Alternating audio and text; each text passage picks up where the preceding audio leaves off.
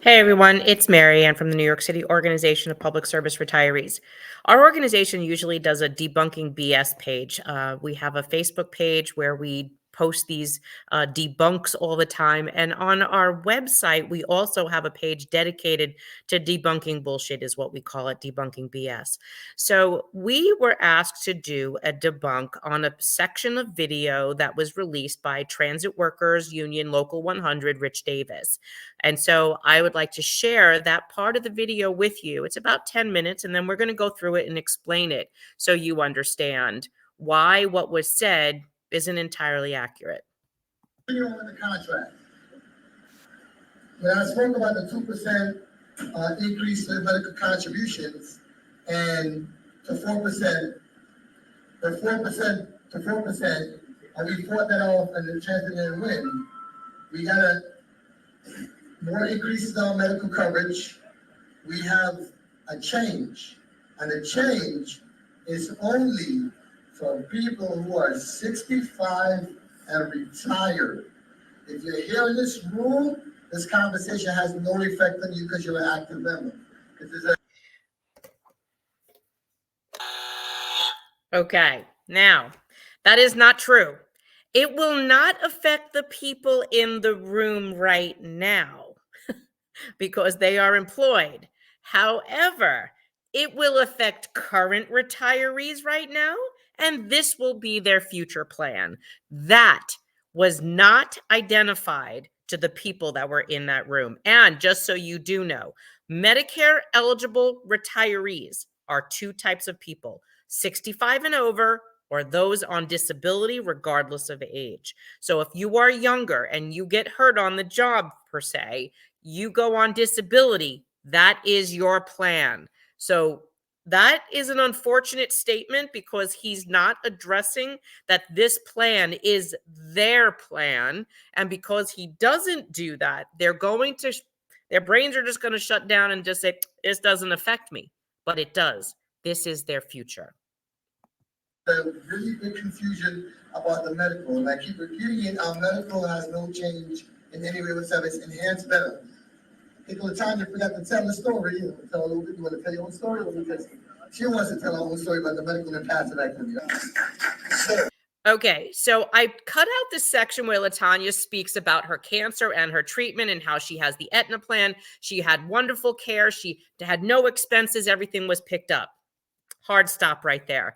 I don't want to attack her. She's a very strong woman who clearly has very strong convictions about what was done here. And I want you to know she is an active worker on an active worker Aetna plan.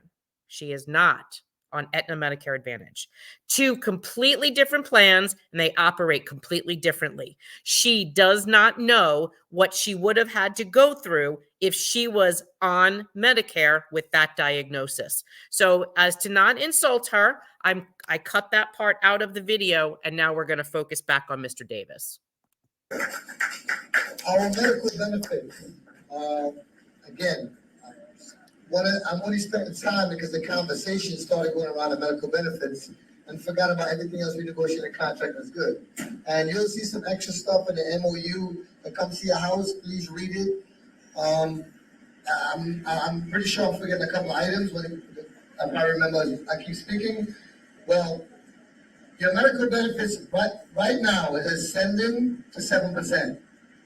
And we have to pay nothing extra, right? So you take your raises, you take the $3,000, you take your ascension of the medical benefits, and somebody said, we didn't reach wage inflation. You got to add that up. I want you to add up between the Arctic bus, the shipping differential, the 3%, no matter increase, and everything else I just mentioned, and tell me how close you are to inflation at that point. And when you get that calculation, I want you guys to come back and hit me up on Facebook like they normally do and let me know what that is at the end, right? So for the Medicare Advantage, we should take a topic discussion.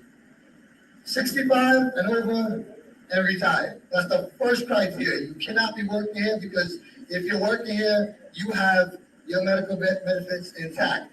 If you are 55 and retired, your medical benefits are intact, your family, your coverage, your spouse, everything else. For the people at 65 and retired, we have a change. And the change is we have a new TW Enhanced Retirement Benefit Plan. It's in the, I think that Giselle just passed you that little black and white piece of paper in the middle there. You can look at the comparison in the back end. You can flip the page over. Flip it over, yeah. There you go. The back end of that paper, it gives you a comparison TW option 1, Aetna option 1, Aetna option 2. Those are the benefit changes. This change is because the federal government is giving money to manage the, what they call, I guess they want to call it privatization or whatever, but I'll explain a little more. So they're giving money to these companies to run the Medicare. I took that money and put it back into the contract and it enhanced all the retiree benefits. So if you see option 1, it says 0 copay for every single item, right? Then it has a benefit increase to $500 for you and $500 for your spouse. And that change came from my benefit since 1987, used to be $297, and I bumped it to $500. Then you have the same doctors, about 99.9% of the doctors participate in the plan. Okay, why is that misleading? The Aetna representative is the same representatives that are dealing with the transit workers plan as they are dealing with the New York City plan. What they said to our retirees, our elected leaders, our union leaders, this is what they said. 88% of the doctors your retirees are currently seeing are in the network. They said that another 8 to 10% were known to accept the plan for payment because they're not in network. Were known to accept the plan for payment at least once in the last 12 months.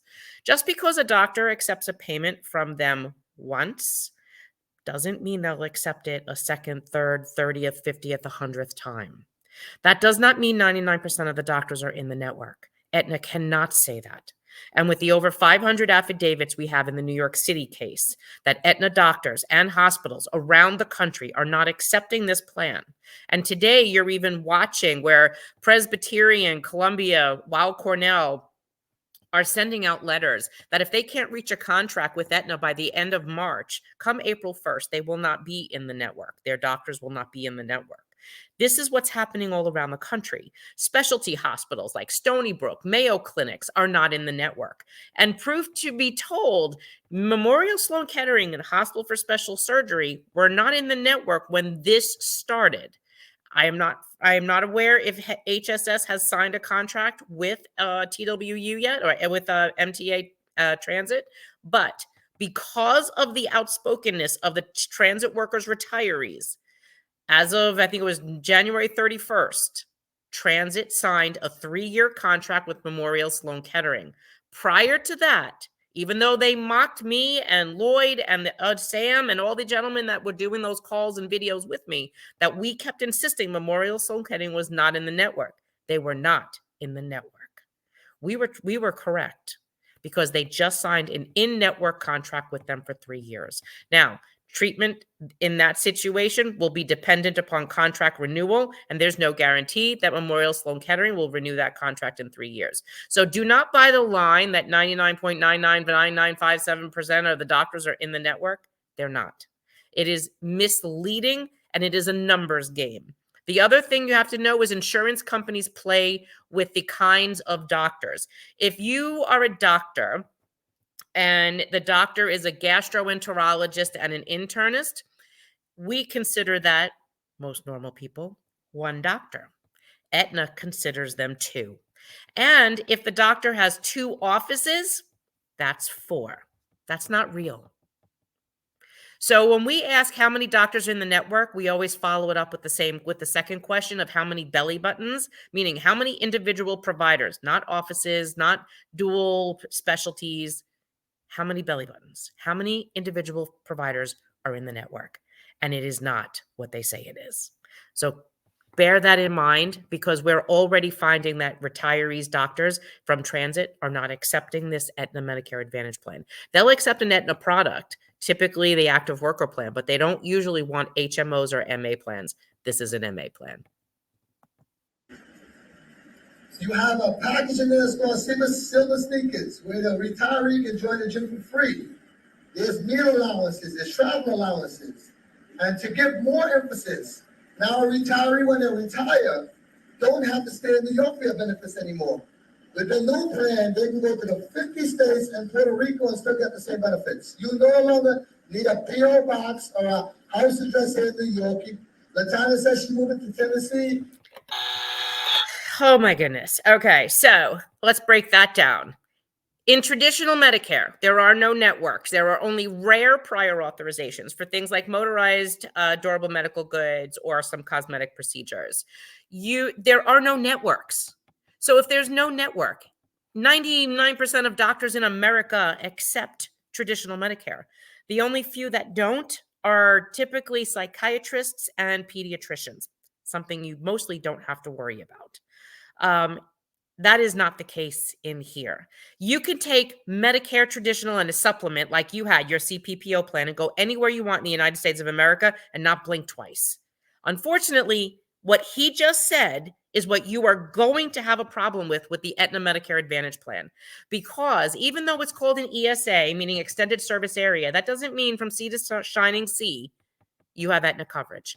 That means that Aetna typically has strong networks in about 13 states, and that they use a larger network, usually called LPPOs. They're like little local or limited networks that they've stitched together to try to create this larger network. But not even in those places will you always find a doctor. For example, we have retirees that are in, I think, Minnesota. Minnesota kept telling our retirees there are no doctors within 100 miles of you, but you can go to a CVS clinic and go get care there.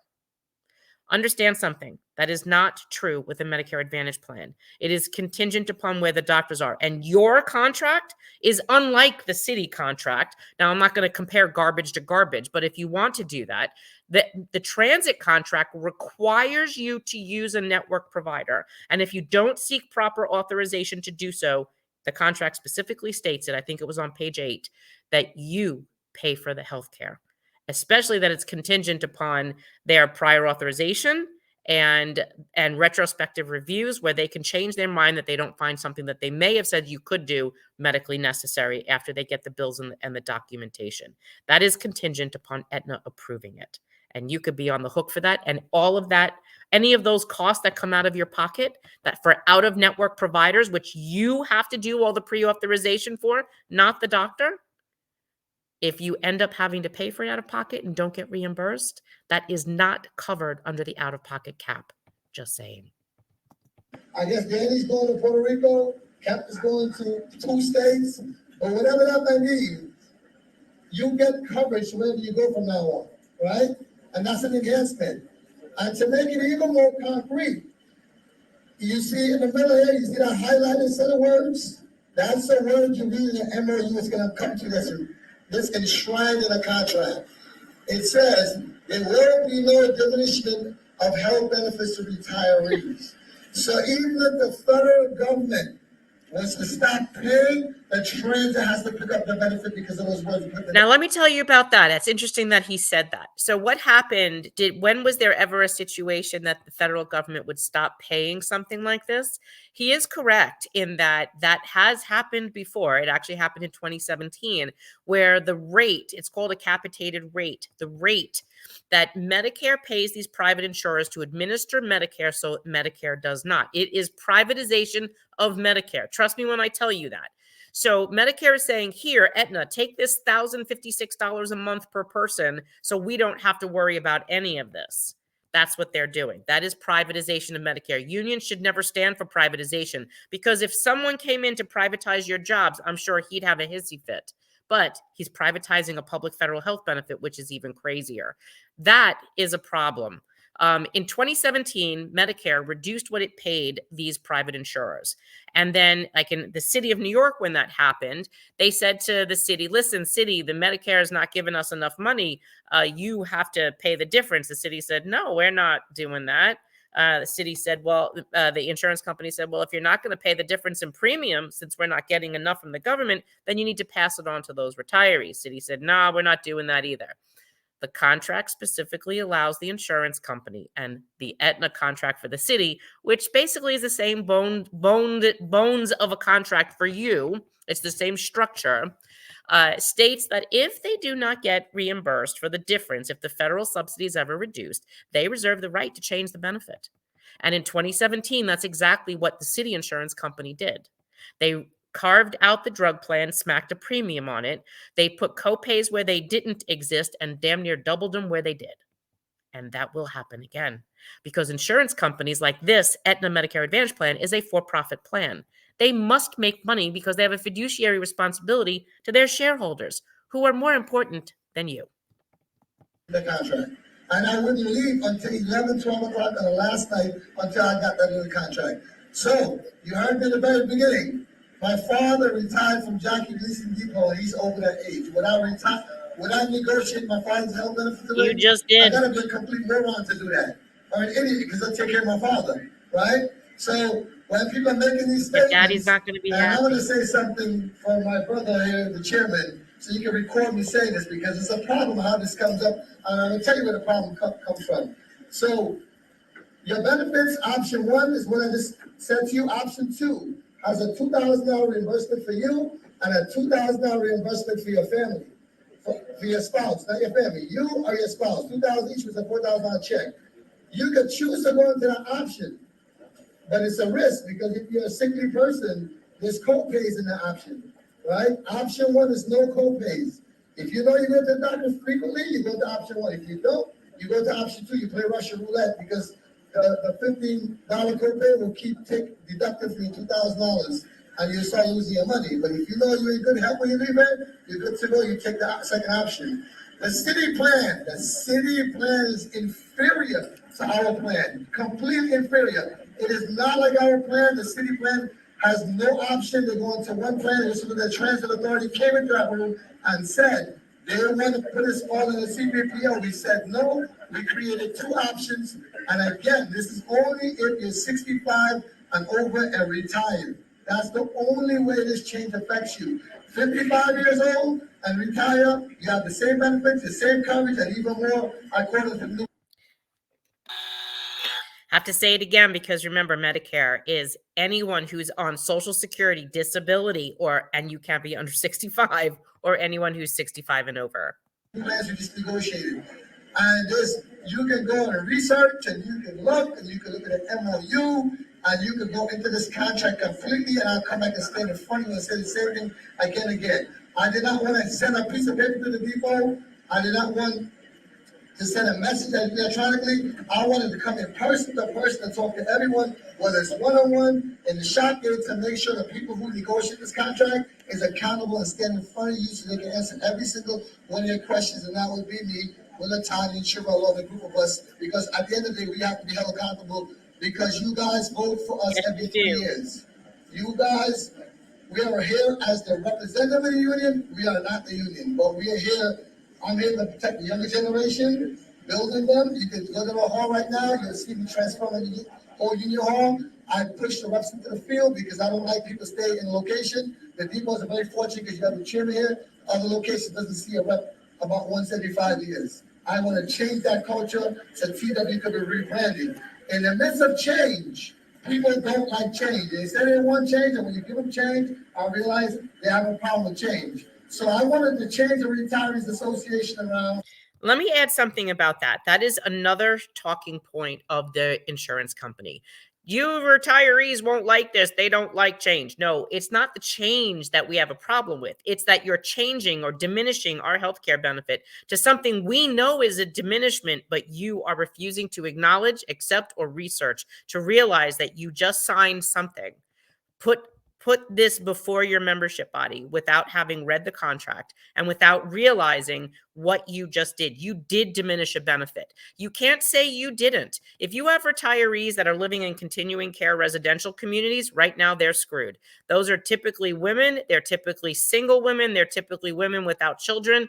They're typically women who decide, or seniors that decide they want to plan their end of life care with dignity. You can go into one of these communities as an independent, active retiree and transition from to assisted to memory care to nursing care. without a problem. There's a medical director on site, and they are able to help you. We're all very well aware of those situations of elderly seniors living by themselves, falling and getting hurt, and then no one finding them for days or weeks or until they're passed. This is a life plan that there's always someone to take care of you, and you're not having to worry about burdening your adult children that might live in another state. This is a way to live with dignity. However, these plans, Medicare Advantage plans, are not accepted in these kinds of residential communities. When you move into them, you're required to sign like a lease that says that you will maintain your traditional Medicare and your supplement, not an MA plan and not an HMO plan. So, and I will tell you for a fact that the vice president of Aetna, who is also working on this contract for transit, has been working with my retirees that are in those communities, and those communities are still insisting they will not accept it. At the same time, the vice president of Aetna was trying to work with one of my retirees' facility. There was another lady who was in her 90s who had fallen, been discharged from the hospital, and the doctor wanted to put her into nursing care or rehab. Aetna denied her, sent her back to the facility. The facility wasn't prepared to take care of her. She needed to be into assisted living. They wanted to put her into rehab or skilled nursing. She ended up having to get her daughter come from Texas to Florida to take care of her because Aetna, even on appeal, refused to do that. Last night, teachers in California are being forced into this same plan right here as of January. And they called me last night, same exact issue, skilled nursing being denied by Aetna. When you're older, skilled nursing, hospitalization, and rehab are some of the three primary things that you need. You don't have an issue with getting those approved under traditional Medicare. When your doctor says you need something in traditional Medicare, you get it. In Medicare Advantage, the insurance company becomes the gatekeeper. I'm sorry, Mr. Davis, but you just diminished a benefit and created havoc, stress, and chaos in the lives of your retirees. To enhance it, to put some different people like Jim Momo, if you guys know Momo, James Manzella, he'll be the director of the Retiree Association, and then Barry Roberts will manage both sides of the Retiree Association. There's people there to help you when you retire. If you have any questions, we'll have meetings and bring the retirees in. Now, the person I eliminated out of there is the one that's going on social media and the daily news and helping those people create this problem. That same person, they asked them in the daily news, what plan are you in? What do you think the answer to that person was? Then the Medicare Advantage plan. So how are you against a plan that you're in? Right? That's the first problem. The second problem, the person, I'm allowed to make changes as the president. I'm going to do that. Whether you like it or not, I'm going to make changes. And I made a change to remove that person.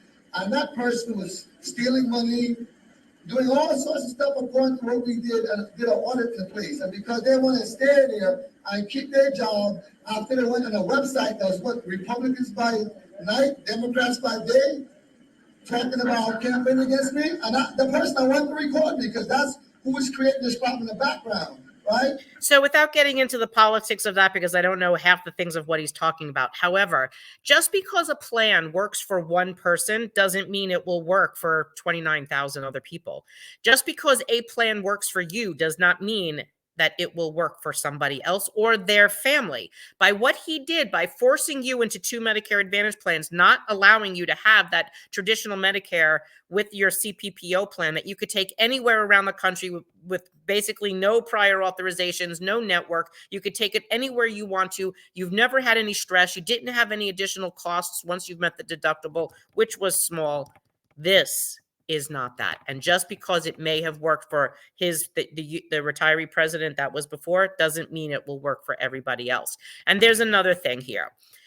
I have a problem with a union sponsored or a retiree association that is subordinate to a union. And there's issues with that because the needs of a union person are different than the needs of a retiree. This is not the first time I'm seeing this. This is the third, actually, where this is a union that has a subordinate retiree association that if the retiree association organization doesn't capitulate to what the union leader wants and carries their water for them, then they just remove them. DC 37 retirees were just removed by AFSCME and put into receivership because they were supporting the litigation against these plans by our organization. That's the benefit of being independent. While Mr. Davis should have respected the fact that their retirees were pushing back because they were telling him that there was a diminishment of their health care benefit, that they should not be forced into one of two Medicare Advantage plans, privatizing Medicare. We're union. We should not be privatizing public health benefits. We should not be taking away a benefit for something that somebody already earned, especially when he had not even read the contract to realize that some of the complaints that they were making were legitimate. So these union-sponsored organizations to basically continue the loyalty of the union. Hey, listen, we're union and we're loyal. However, when you try to stick your hands in our pockets to take something we earned and paid for and gave decades of our lives or our life and health for, that's when we're going to have a problem. Because right now, unfortunately, if many of you don't know it, when you retire, a union can no longer represent you. They can't. Under the Taylor law, a union can only represent those in their bargaining unit for wages, hours, and work conditions. A retiree doesn't have wages, hours, and work conditions, and retirees are not in their units. You might pay a loyalty dues, you might pay a COPE, but you are not a union member under the law of New York State. So don't get confused by that. They are looking for union funding. They are looking to be able to carry out their missions, and their missions are not always going to align with yours. The TWU Retirees Association bylaws even state that if the Retiree Association wants to do something and the union or the international disagree, guess what? It's not going to happen. There was a lot of things in those bylaws that weren't being followed, but that's a whole nother video. Because I'm the wrong person of color to be running the union. That's exactly what's happening. And I want to put that and say it so people know and actually call the person and say, you can come to the union hall any given day, make an appointment with the Retirement Association, and go in there. You'll see all the changes I'm making across the board, from training the young generation, training people to go ahead and take over this union for the future. At the end of the day, I want to be a retiree one day, and I want the people coming behind me to negotiate my retirement for me. So I have a vested interest to take care of this union at TWU all the way. I didn't just drop out the sky and fall into the presidency. If you don't know my background, I started in Willie James, worked under Tucson, worked under Samson, Tony Tano, and now it's me. So my years of experience is many as a union rep, even in contract negotiations, even with Tanya, Kevin and I fight on a daily basis. So I'm good, right? Playfully. But we fight. Nobody don't think we all kumbaya, hugging, kissing all day. We fight. Because if I want to get someplace, I'm going to fight for it. That's very healthy in a union. Fight.